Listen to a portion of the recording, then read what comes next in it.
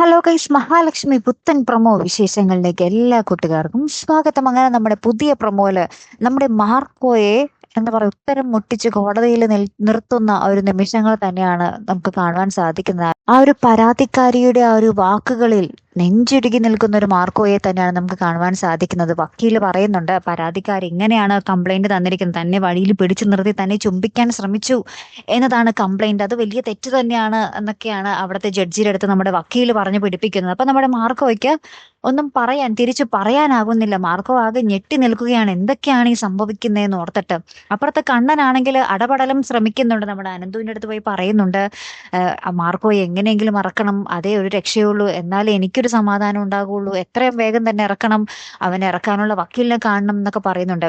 അപ്പൊ ഇവർ സമീപിക്കുന്ന വക്കീലിനെ തന്നെ നമ്മുടെ മേഘനാഥൻ വളഞ്ഞു പിടിക്കുന്നുണ്ട്. എന്നിട്ട് മേഘനാഥൻ ആ വക്കീലിനെ കണ്ടിട്ട് പറയുന്നുണ്ട്, കണ്ണൻ തരുന്നതിന്റെ 10 ഇരട്ടി പൈസ ഞാൻ തരും, പക്ഷെ ഒരിക്കലും മാർക്കോ പുറത്തിറങ്ങരുത് എന്ന് പറയുന്ന ഒരു നിമിഷങ്ങളാട്ടോ കൂട്ടുകാരൻ നമുക്ക് പിന്നീട് കാണുവാൻ സാധിക്കുന്നത്. അപ്പൊ എന്തൊക്കെയായിരിക്കും സംഭവിക്കാൻ പോകുന്നത്? ഒരു വൻ യുദ്ധം തന്നെയായിരിക്കും മാർക്കോയ്ക്ക് വേണ്ടി അവിടെ നടക്കുന്നത് അല്ലെ.